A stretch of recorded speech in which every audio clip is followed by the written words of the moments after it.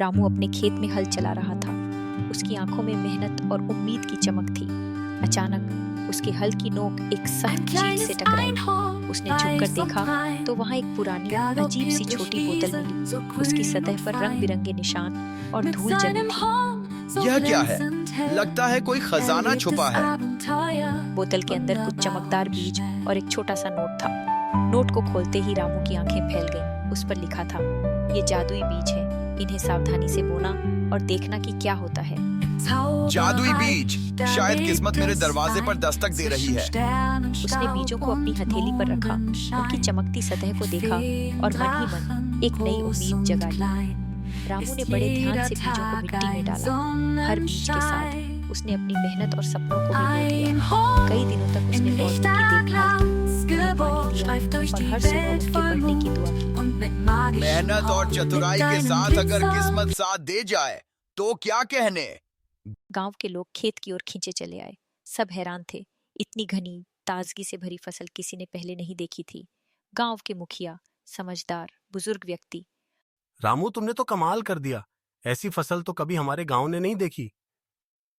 यह सब मेहनत, चतुराई और इन बीजों की बदौलत है, लेकिन असली जादू विश्वास और लगन का है। रामू ने अपने अनुभव सबके साथ बांटे। उसने बच्चों को बताया कि मेहनत और चतुराई से कैसे हर कोई सफलता पा सकता है।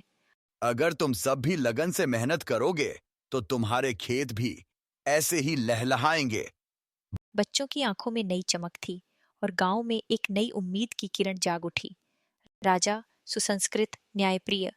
रामू, तुम्हारी मेहनत और चतुराई ने पूरे राज्य में मिसाल कायम की है। क्या तुम मेरे बाकी किसानों को भी अपनी कला सिखाओगे? यह मेरा सौभाग्य होगा महाराज। अगर सब लोग एक दूसरे की मदद करें तो सारा राज्य खुशहाल हो सकता है। मोहन, ईमानदार, मेहनती पर दुखी। रामू भैया, मेरे खेत में कुछ भी नहीं उगता, अब क्या करूं? चिंता मत करो मोहन, ये लो कुछ जादुई बीज और मैं तुम्हें दिखाता हूं कि कैसे मेहनत और सही तरीके से फसल उगाई जा सकती है।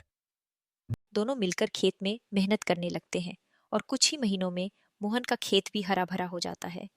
रामू की कहानी अब पूरे राज्य में फैल चुकी थी। लोग उसकी मेहनत, चतुराई और सच्चाई को मिसाल मानने लगे। मेहनत, चतुराई और सच्चाई कभी व्यर्थ नहीं जाती। अगर हम ये गुण अपनाएं तो जीवन में कोई भी मंजिल दूर नहीं। बच्चे भी उसकी बातें याद रखते हैं और गांव में एक नई पीढ़ी तैयार होती है जो रामू के आदर्शों पर चलना चाहती है।